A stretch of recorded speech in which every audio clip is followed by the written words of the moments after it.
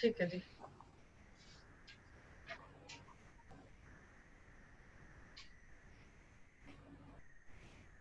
Ji ma'am. Namaskar.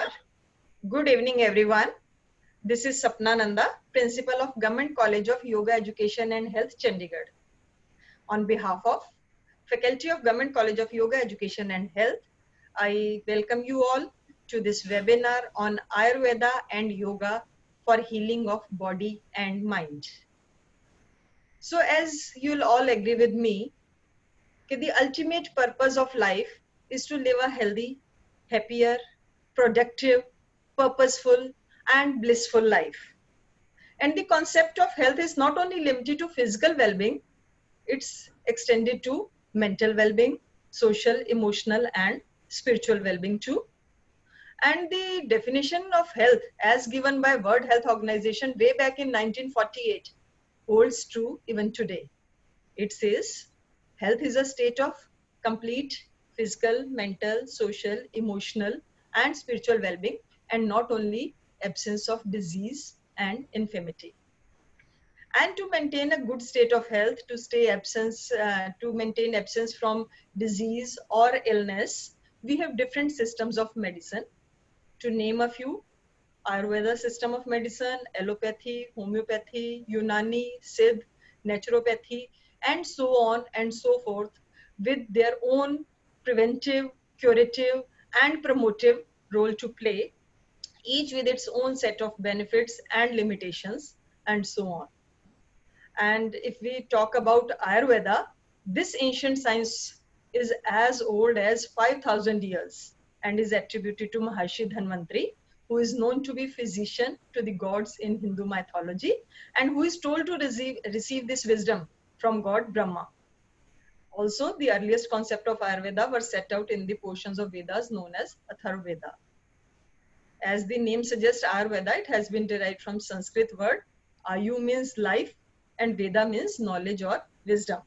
It means Ayurveda is the knowledge or wisdom of life and longevity.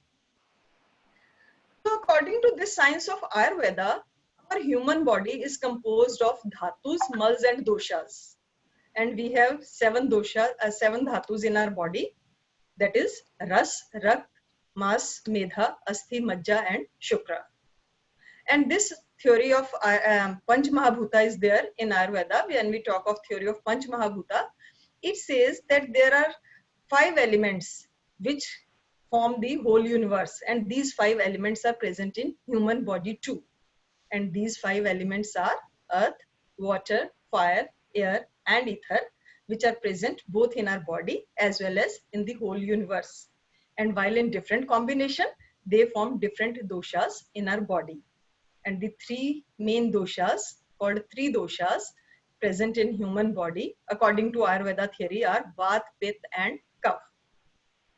Vata dosha is formed by combination of space or air, and it is equated with nervous system. Pitta dosh is formed by combination of fire and water. This is equated with the enzymes present in our body which help in digestion, absorption of various nutrients, metabolism and so on. And the third, Kapha dosh, is formed by combination of earth and water, and it is equated with mucus which is present in our nasal tract and respiratory system. And parallel to these physical doshas, there are a set of mental doshas also, which are known as 3 doshas are Satoguna, Rajoguna and Tamoguna. And these 3 mental doshas control our human psychology. Each dosha, these all Satoguna, Rajoguna and Tamoguna, these 3 are present in everyone but in different proportion. And each dosha has particular set of attributes and role to play within body and mind. And the natural predominance of one or more dosha explains a person's physical constitution, that is his or her prakriti, and the mental setup, that is his personality. And Ayurvedic tradition holds that imbalance among the bodily and mental dosha is the main etiology of disease or illness or infirmity. So to counter that imbalance, balance is emphasized in the science of Ayurveda. Secondly, suppressing natural urges is considered unhealthy. and claimed to lead to illness or disease. So the science of Ayurveda regards physical existence, mental existence, and personality as its units, with each element influencing the other element. And this is a holistic system of medicine which has holistic approach, which is used during diagnosis as well as therapy, and is this is the fundamental aspect of Ayurveda. Another part of Ayurvedic treatment says that there are various channels or srotras which transport fluids in our body. And these channels, when these are blocked or unhealthy, these cause disease or illness. So these channels can be opened by massage treatment, using various oils, or through fomentation treatment. There is another important aspect in Ayurveda. Ayurveda's theory says for healthy living, we should follow Dincharya. Dincharya means natural cycle of waking up, sleeping, working, eating pattern, what to eat, when to eat, and how to eat, as well as meditation, etc. Besides, Ayurveda also emphasizes on personal hygiene, which includes regular bathing, cleansing of teeth, application of oil, tongue scraping, skin care, eye washing, and so on, which is also a central practice in Ayurveda. So, to give us more insight into the theory and practice of Ayurveda and use of Ayurveda as a preventive medicine system of medicine, we have Dr. Rajiv Kapila with us today. He is an Ayurvedic specialist. He is gold medalist at his bachelor's level and also possesses postgraduate degree in Ayurveda. Dr. Kapila is presently working as senior Ayurvedic physician with Chandigarh administration, and additionally, he is drug controller cum state licensing authority. He is also nodal officer, National Ayush Mission with Chandigarh administration. So I'm sure with the vast experience and in-depth knowledge of Ayurveda, Dr. Kapila will be able to give us insight into the theory and practice of Ayurveda. And we are lucky to have him with us today evening. And I welcome you, sir, and for this webinar. Over to you, sir. आप सबको मेरा नमस्कार। अब सबसे पहले मैं आयुर्वेद का प्रयोजन बताऊंगा। आयुर्वेद का प्रयोजन है स्वास्थ्य स्वास्थ्य रक्षणम आतुरस्य विकार प्रशमनम। ये कहता है जो स्वस्थ व्यक्ति हेल्दी पर्सन है उसके हेल्थ की केयर करनी, और अगर आतुर या रोगी हो जाए तो उसके रोग का निवारण करना। तो ये आयुर्वेद का प्रयोजन है। तो हमारा जो आयुर्वेद है वो 70% से ऊपर प्रिवेंटिव है और 30% के करीब वो क्यूरेटिव है। तो हम आयुर्वेद में बोलते हैं कि हम अपनी स्वास्थ्य के रक्षण के लिए ऐसा कुछ करें जिसमें योग आता है, नेचुरोपैथी आती है, रेगुलर हम योग का अभ्यास करें और नेचुरोपैथी में जो चीजें हैं नेचुरल, उसका अभ्यास करने से हम अपनी बॉडी को स्वस्थ रख सकते। अब आयुर्वेद में स्वस्थ की क्या डेफिनेशन दी है कि कौन हेल्दी पर्सन है, तो कहते हैं सम दोष है, सम अग्निश, सम धातु मल क्रिया, प्रसन्न आत्म इंद्रिय मन स्वस्थ इति विधि। 3 दोष है वात पित्त कफ। आयुर्वेद 3 दोषों पे चलता है। इनको बैलेंस रखना है समावस्था में, कोई दोष बढ़े ना, कोई कम ना हो, बैलेंस स्थिति में रहे। उसके बाद सम अग्निष्ठ, बॉडी की अग्नियां, धातु अग्नि, जठरा अग्नि, ये सब बैलेंस्ड रहे। सम दोष है, सम धातु, सम धातु मल क्रिया। अब धातुएं हैं सप्त धातु, रस रक्त मांस मेद अस्थि, ऐसे ये सप्त धातुओं को हमने बैलेंस रखना है। सम धातु मल क्रिया, मल क्रिया जो है मल आपके नॉर्मल होने चाहिए। प्रसन्न आत्म इंद्रिय मन, अपनी आत्मा, अपनी इंद्रियां और अपना मन खासकर ये प्रसन्न होना चाहिए तो आदमी स्वस्थ। तो कितनी बढ़िया एक डेफिनेशन आयुर्वेद में बताई है। तो इसमें आहार और विहार दोनों का, आहार कैसा होना चाहिए, विहार कैसा होना चाहिए। तो इसमें आयुर्वेद में सबसे पहले दिनचर्या का वर्णन है कि दिनचर्या में जो जो कहा गया है आयुर्वेद में भी, इस समय ऐसे करना है, सुबह उठ के पहले योग करना है, उसके बाद मुंह को साफ करना है, बॉडी को स्वच्छ रखना है, ये सारा दिनचर्या में दिया गया है। उसके बाद सेकंड इशू आता है ऋतुचर्या। हमारी डिफरेंट ऋतुज हैं, हर एक ऋतु में एक खास आहार और विहार का वर्णन किया गया है कि वर्षा ऋतु है, इसमें ये खाना है और ये चीज नहीं सेवन करना। उसके बाद विहार में ऐसा एटीट्यूड बनाना है, ऐसा नहीं बनाना। तो ये ऋतुचर्या के हिसाब से अगर हम आहार और विहार करते हैं तो हम स्वस्थ रहते हैं, हमें कोई उसका रोग नहीं लगता। पर आजकल देखने में जैसा लाइफस्टाइल का सिस्टम है, हम ऋतुचर्या के उलट काम कर रहे हैं। आहार भी उल्टा है, विहार भी उल्टा है। जहां हमने कहा है जी एक्सरसाइज करनी है, वहां नहीं कर रहे। जिस ऋतु में एक्सरसाइज ज्यादा करनी है उसमें नहीं, उसमें कम कर रहे हैं। जो खाना हमने एडवाइस किया है अभी, अब चावल खाने हैं, उसमें नहीं खा रहे। तो अगर आप ये चार्ट पढ़ो ऋतुचर्या का, तो हमें ऐसा लगेगा कि जो हम कर रहे हैं सब विपरीत है। जब ये सारा सिस्टम विपरीत हो जाएगा तो शरीर रोगी हो जाएगा। तो आयुर्वेद ने स्पष्ट कहा है, उसने कहा है कि स्वास्थ्य के 3 उपस्तंभ माने हैं, आहार, निद्रा, ब्रह्मचर्य। अगर आपका आहार सुव्यवस्थित और ठीक है और आपको निद्रा प्रॉपर आ गई है, नींद प्रॉपर आई है, और आप ब्रह्मचर्य का पालन करते हो, तो आप स्वस्थ रहते हो। तो आजकल ये तीनों, नींद पूरी नहीं आ रही है, ब्रह्मचर्य का पालन नहीं हो रहा है, आहार में हम गलत खा रहे हैं। जो हैवी डाइट, मैदा डाइट तो हमारे खाने में थी नहीं। अब ये पिज्जा आ गए, नूडल्स आ गई, हम ज्यादा मैदा डाइट पे चले गए। उसको पचाने के लिए हमारे सिस्टम तैयार नहीं है। तो अब बच्चों को फैटी लिवर आ रहा है, पहले तो शराबियों को आता था, अब बच्चों को आ रहा है, लेडीज को आ रहा है। उसका कारण क्या है? हमारी डाइट जो है एक बहुत ही हैवी डाइट हो गई है। तो उसके बाद सैर खत्म हो गई, रात को सीरियल चलते हैं, बैठ के बेड पे रोटी खा के वहीं सो जाते हैं, कोई उसके बाद सैर नहीं है। तो हमने अपना जो लाइफ स्टाइल है वो सारा बदल लिया। तो आयुर्वेद कहता है कि आप इसको पढ़ो और इसके अनुसार आहार विहार करो, तो आप स्वस्थ रहोगे। उसके बाद एक और सबसे बड़ी चीज है कि जो हमारे बाहर ये क्यारियों में, किचन गार्डन में जो हमारे प्लांट्स लगे हैं, हर एक प्लांट यूजफुल है, तो हमें उसका यूज नहीं पता, हम उसको लगाते जा रहे हैं। ठीक है, किसी को पहचान नहीं है कि हमने क्या लगाया। इस सुंदर फूल लगा लिया, इस सुंदर फूल नहीं लगाया। हमें ये नहीं पता कि जो हमारे बाहर क्यारियों में और सराउंडिंग में हमारे प्लांट्स हैं वो हमें क्या फायदा देते हैं। तो ये जरूरी नहीं है कि ये प्लांट को हम मेडिसिनल यूज इसका रोगी होने पे ही करें। आप एक जनरलाइज्ड सिस्टम में बनाए।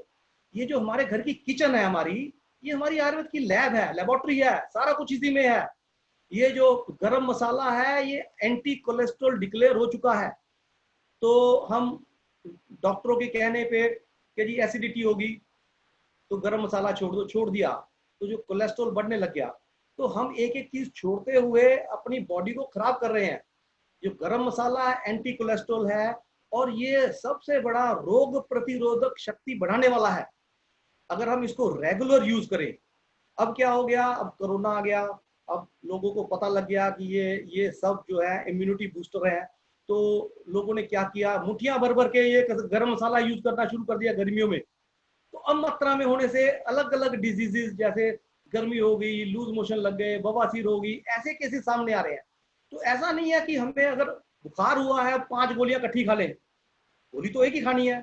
अगर आप इसको रेगुलर अपनी लाइफ में डेली में थोड़ा थोड़ा मात्रा में यूज करते जा रहे हो तो आपकी रोग प्रतिरोधक शक्ति बनी रहेगी। तो जो हम अब किचन में हल्दी है, हल्दी एंटीऑक्सीडेंट, एंटीवायरल, एंटीबैक्टीरियल है, इसका इस्तेमाल रेगुलर करो। सब्जियों में करते हैं, दिन में हफ्ते में 2 बार हल्दी का आधा चम्मच दूध के साथ लेना, ये आपकी इम्यूनिटी को बूस्ट करता है। एंटीबैक्टीरियल है, कोई बैक्टीरियल प्रॉब्लम सॉर्ट आउट हो जाएगी। नहीं, एंटीऑक्सीडेंट है, ये कैंसर जैसी बीमारियों में को भी दूर से रोक लेता है। तो ये हम अपनी किचन का इस्तेमाल गलत कर रहे हैं। अपनी किचन में सारे मसाले हैं, मुलट्ठी है, मुलट्ठी का चूरन लेने से रोज चम्मच का चौथा हिस्सा मुलट्ठी चूरन लो तो आपका कोलेस्ट्रॉल लेवल नॉर्मल रहता है, डिजोल्व कर देता है कोलेस्ट्रॉल को। तो ये चीजें हमारी हमारी किचन में है, हम उसको यूटिलाइज नहीं कर रहे। फिर बाहर आ जाओ, हमारे पौधे जो लगे हैं, गिलोय जो इम्यूनिटी बूस्टर है, तो घर घर में बेल लगी है, उसको उठा उठा के फेंक रहे हैं। उसकी स्टेम को उंगली के बराबर रोज उबाल के पीने से अपनी बॉडी की इम्यून सिस्टम जो है, रोग प्रतिरोधक शक्ति बढ़ती है। इससे बढ़ने जो बाहर की बीमारियां हम पे अटैक नहीं करती। कुछ लोग ऐसे हैं, सीजन बदलेगा साथ ही बीमार, कुछ लोग ऐसे हैं कुछ भी हो जाए, बीमारी हो जाए, वो स्वस्थ रहते हैं। तो ये सिस्टम है इम्यून सिस्टम का। You set your immune system, अपने इम्यून सिस्टम को सेट बना के रखो। हल्दी लो, उसके बाद गिलोय लो, गिलोय का काढ़ा लो। उसके बाद ये चीजें अगर हम चाय का इस्तेमाल करते हैं तो जो हमारा आज कह रहे हैं काढ़ा है, काढ़ा क्या है? काली मिर्च है, सुंड, दालचीनी, तेज पत्तर, तुलसी, मुनक्का, ये सारे काढ़ा यही उबाल के अब हम लोगों को कह रहे हैं। अगर हम इसको डेली लाइफ में लेते रहते तो ठीक है। अभी समय नहीं गया है, अभी डेली रूटीन में इसको लेते रहो तो आप बीमारियों से बच के रहोगे। गिलोय बार लगी है, इसका इस्तेमाल करो। एलोवेरा, एलोवेरा जो घृत कुमारी है, फॉरेन वाले इस पर रिसर्च करके पेटेंट कराते जा रहे हैं। हमारे घरों में लगा है। पहले लोग इसकी सब्जी बनाते थे, इसका अचार बनाते थे, तो अब ये इस्तेमाल कम हो गया। कुछ नहीं करना, सुबह उठ के थोड़ा थोड़ा मात्रा में इसको लो। पत्थर चट का पौधा, इसको उखाड़ उखाड़ के फेंकते हैं, इसका आधा पत्ता लेने से स्टोन नहीं होता। तो अगर गाल ब्लैडर स्टोन या अपना रिनल स्टोन हो गया तो उसकी इंतजार मत करो, इसका थोड़ा सा पोर्शन डेली इस्तेमाल में लो। उसके बाद सदाबहार कितनी लगी है यहाँ, तो इसके जो फूल हैं, 2 फूल व्हाइट वाले, 2 बैंगनी रंग वाले, डेली लेने से ये एंटी कैंसरस भी हैं और एंटी डायबिटिक भी हैं। कितना अच्छा, सारा कुछ हमारे पास है। बात क्या है, उसको पहचानने की और उसका सेवन करने की। फिर कहते हैं जी कोई नहीं, शुगर हो जाएगी ले लेके ना, आप इसको रेगुलर अपने 2 फूल जाते जाते आप चबा के ले लो।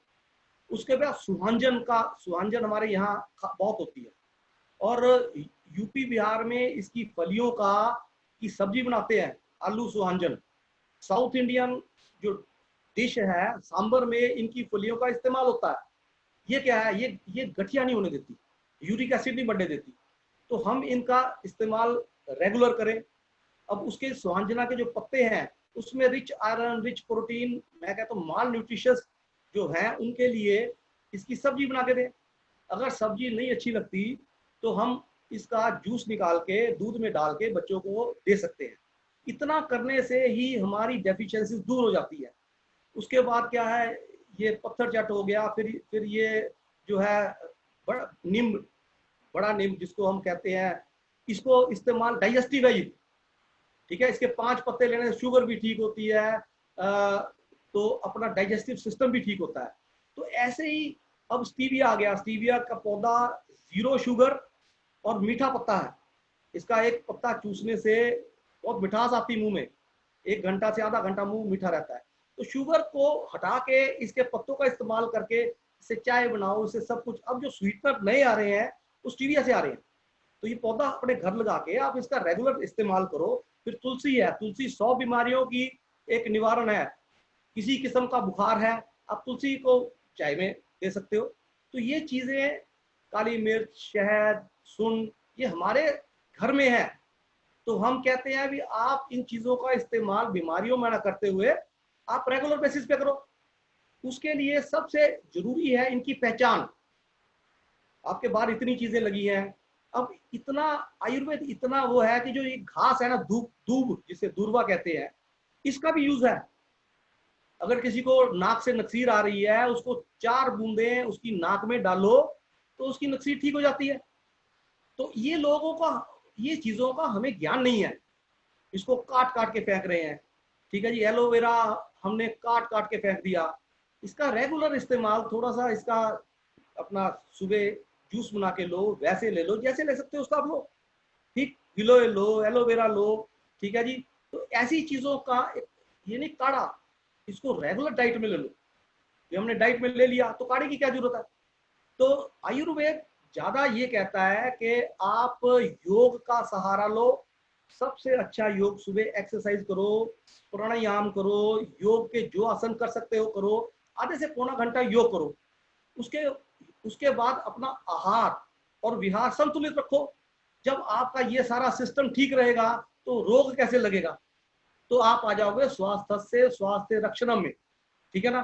तो हम आयुर्वेद का इस्तेमाल बीमारियों के ऊपर ना लेते हुए अपनी प्रोटेक्शन, अपनी रोग प्रतिरोधक क्षमता को बढ़ाने में, अपने आप को स्ट्रॉन्ग करने में, अगर हम आयुर्वेद का इस्तेमाल करेंगे और साथ योग योगाभ्यास करेंगे या एक्सरसाइज करेंगे तो हम इन चीज़ों से, बीमारियों से दूर रहेंगे।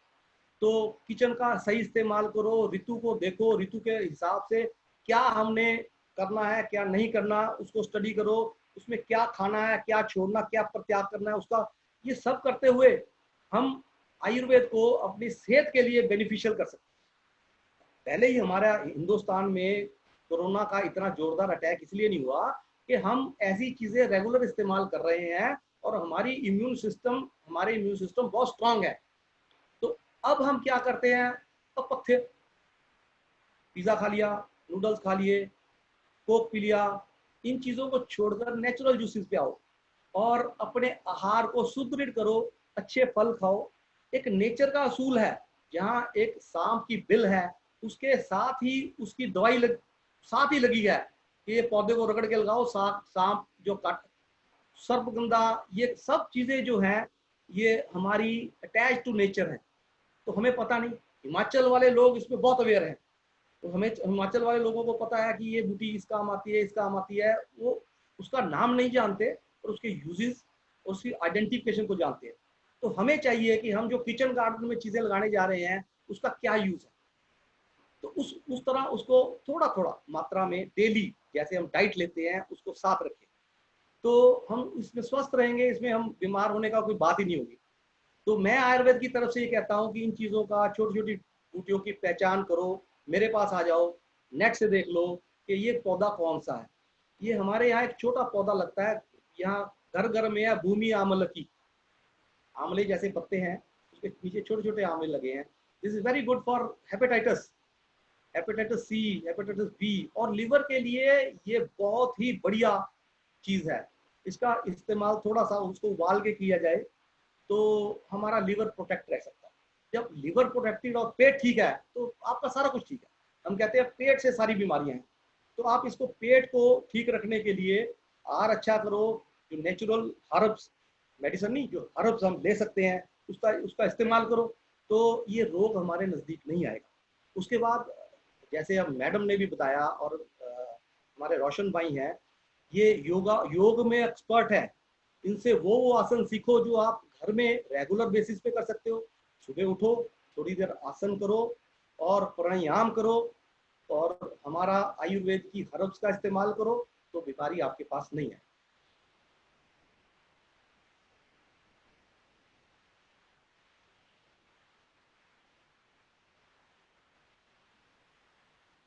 थैंक यू डॉक्टर साहब, बहुत बढ़िया आपने बताया हमें ये आयुर्वेद के बारे में।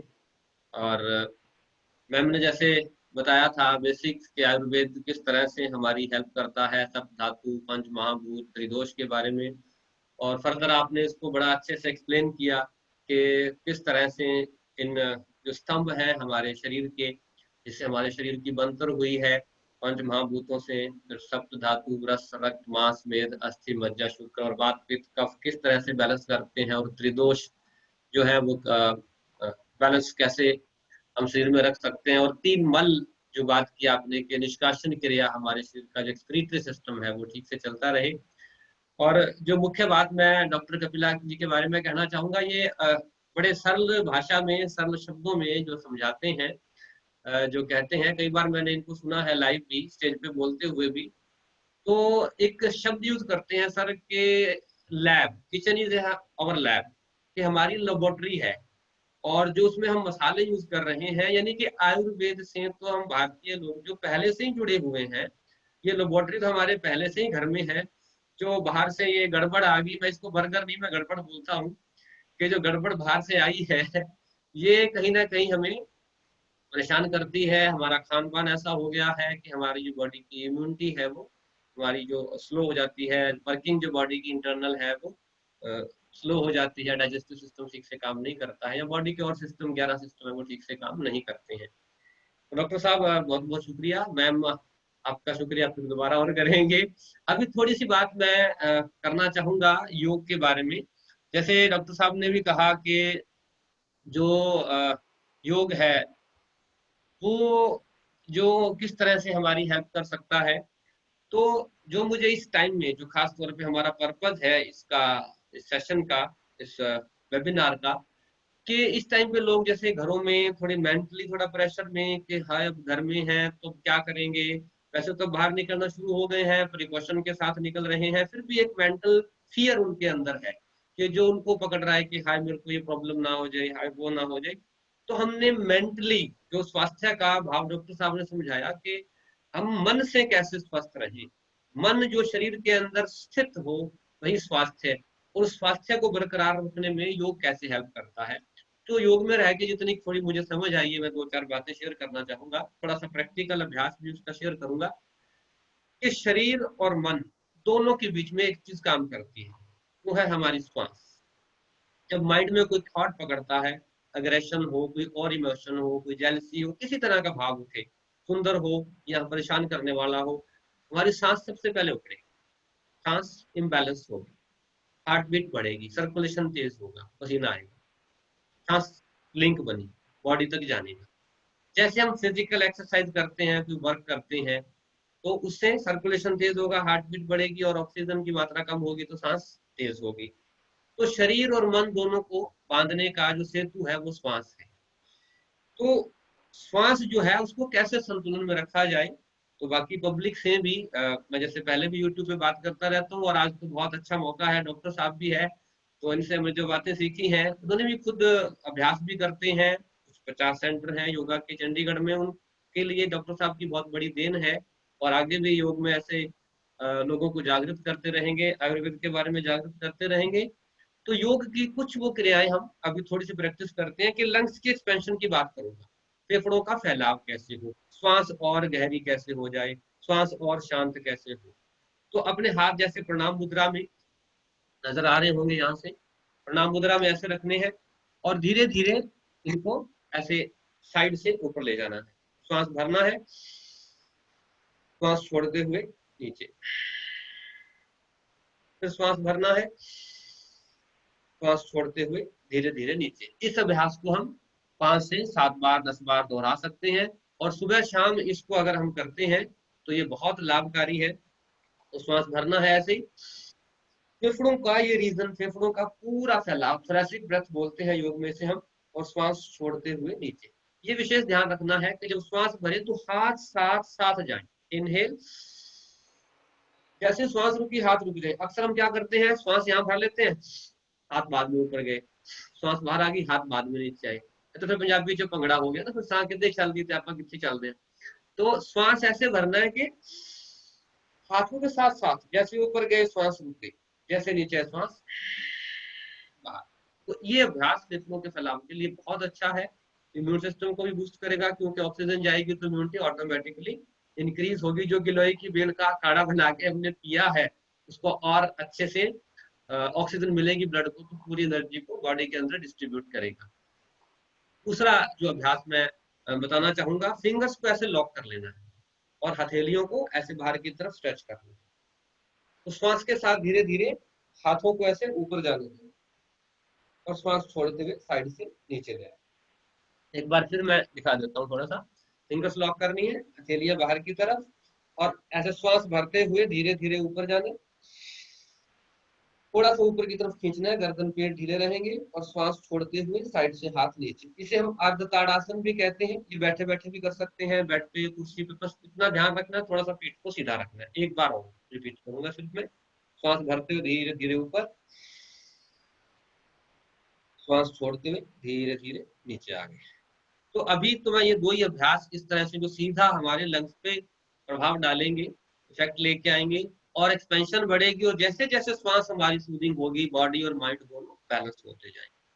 फिर भी अब इसके बाद भी लगता है कि कोई चीज हमें और डिस्टर्ब कर रही है, बार बार डिस्टर्ब कर रही है, एनर्जी भी बॉडी के अंदर उठ रही है, बैठ भी नहीं सकते, हम बेचैन हो रहे हैं, तो योग में एक प्राणायाम है जिसे हम भ्रामरी प्राणायाम कहते हैं। उसका एक और नाम भी कहते हैं मकार, यानी ओम का उच्चारण है, उकार, अकार और मकार, हमिंग बी साउंड।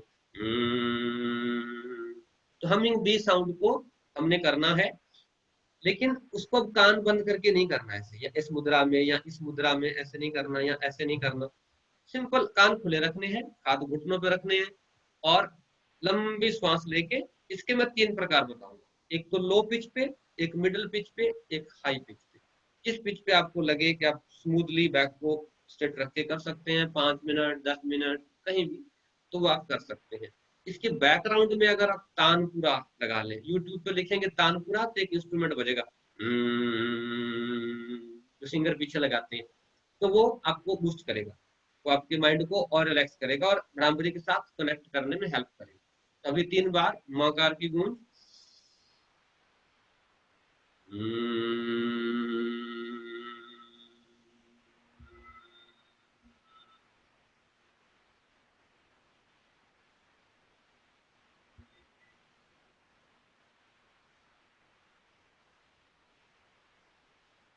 बिल्कुल लो पिच पे खाइए, नाक से नाभि तक, नाभि से नाक तक सांस गई आई। थोड़ा सा हाई पिच पे और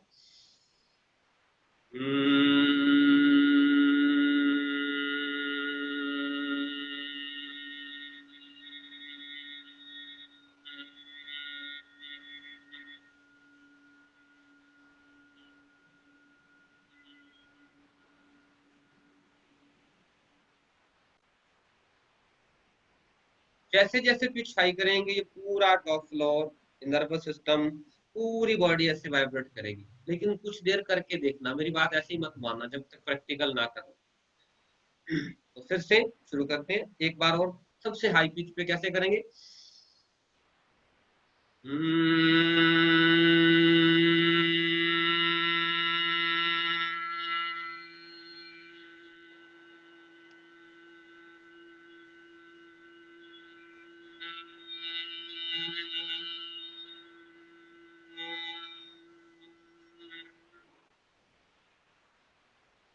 और जैसे ही ये मकार की गूंज खत्म हो, फिर साइलेंस में चले जाना है, 1 मिनट 2 मिनट, चाहे बैठे रहना या लेट जाना। तो इनका अभ्यास थोड़ा थोड़ा करेंगे तो मुझे लगता है, इतना मेरा थोड़ा सा अनुभव रहा है कि बहुत आराम मिलता है। और अगर ग्रुप में कर सकें परिवार के साथ, तो ऐसे आनंद का माहौल बनता है जैसे पूरा घर में एक शांति सी छा गई हो, बड़ा कूल सा माहौल हो गया हो। तो जो मेंटल स्ट्रेस है उससे बहुत आराम मिलेगा। तो अपनी बात को मैं यही विराम देता हूँ। आगे के लिए मैं मैम को माइक हैंड ओवर करता हूँ। तो मैम प्लीज आप कंटिन्यू करें। हमारे चीफ गेस्ट, जो हमारे गेस्ट हैं आज के मुख्य अतिथि डॉक्टर कपिला जी, उनसे एक बार फिर से रूबरू हूँ। Please ma'am.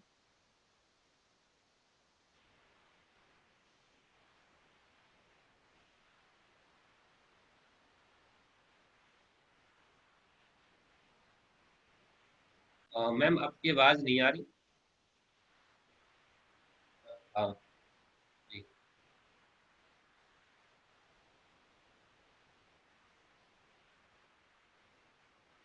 जी, अभी भी आपकी आवाज आई नहीं।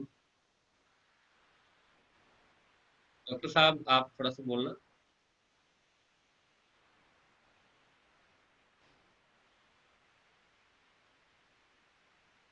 कहता हूँ कि आप अपना डेली रूटीन में सवेरे काली मिर्च, सूंड, शहद जी करिएगा। उसके बाद गिलोय है, गिलोय का काढ़ा लो, उसमें एलोवेरा साथ ले सकते हो, घृत कुमारी को।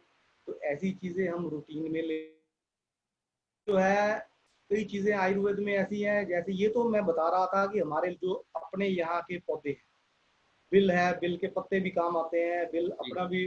अच्छा, उसके बाद नीम का इस्तेमाल कर सकते हो, रेगुलर नीम का इस्तेमाल करो, इससे खून की शुद्धि होती है।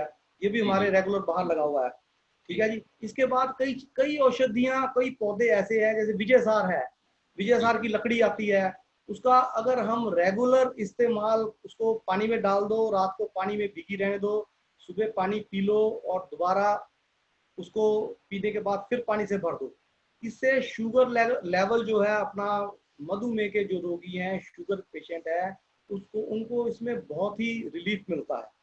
तो ये चीजें होगी, इनका आप रेगुलर इस्तेमाल करो। फिर किचन है, इसमें करेले का इस्तेमाल, सब्जियां, और जो बेल वाली सब्जियां हैं उसका ज्यादा इस्तेमाल करने से आप अपने आप को स्वस्थ रख सकते हैं।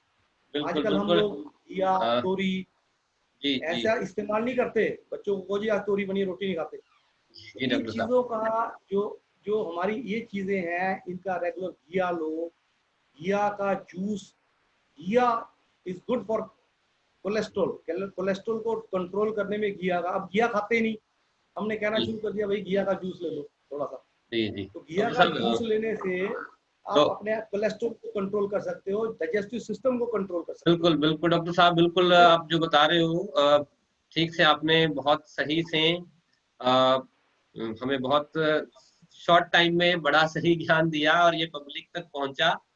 तो अब मैं on the behalf of principal ma'am और government college of yoga education health की तरफ से आपका बहुत बहुत शुक्रगुजार करना चाहता हूँ। किसी टेक्निकली थोड़ी सी प्रॉब्लम की वजह से मैम की वॉइस नहीं आ रही है। On behalf of ma'am kindly allow me to thanks doctor Kapila ji. तो आपका बहुत बहुत शुक्रिया सर। और फिर जैसे ही हमें पब्लिक के इस पे कमेंट आते हैं, कोई क्वेश्चन पूछते हैं, हम आपसे फिर रूबरू होंगे और फिर आपको किसी ऐसे वेबिनार के लिए हो सकता है लाइव कॉलेज में ही बुलाए। तो उम्मीद है कि आप हमारा स्वीकार करेंगे इनविटेशन और फिर भी हमारा आगे भी सहयोग देते रहेंगे। तो थैंक यू डॉक्टर साहब, thank you so much, thank you. Thank you doctor साहब। मैम आपकी बहुत आवाज बहुत आ गई, 1 शुक्रिया। मिनट है, आप अभी बोल सकते हो। आ रही है जी? हाँ जी, अब आई। अच्छा, हाँ जी। ओके। डॉक्टर साहब आपका बहुत बहुत शुक्रिया, आपने बहुत अच्छे तरीके से हमारे दर्शकों को आयुर्वेदा के प्रिंसिपल्स के बारे में, फिलॉसफी के बारे में, सम और बैलेंस के महत्व के बारे में बताया। और दूसरी बात, जो हमारे किचन गार्डन में बहुत सारे प्लांट्स अवेलेबल हैं जिनको हम नहीं, उनकी मेडिसिनल वैल्यू क्या है, आयुर्वेदा का उसमें क्या कॉन्सेप्ट है, उसको बड़े अच्छे तरीके से आपने दर्शाया। और तीसरी बात जो आपने कहा कि let kitchen be your pharmacy and pharmacy be present in your kitchen, so ये बहुत सुंदर स्टेटमेंट है। और हमारी किचन में बहुत सारे इस तरह के मसाले उपलब्ध हैं जिनका हम इस्तेमाल करके उसको अपनी डाइट को और ज्यादा इम्यूनिटी बूस्ट कर सकते हैं। अपनी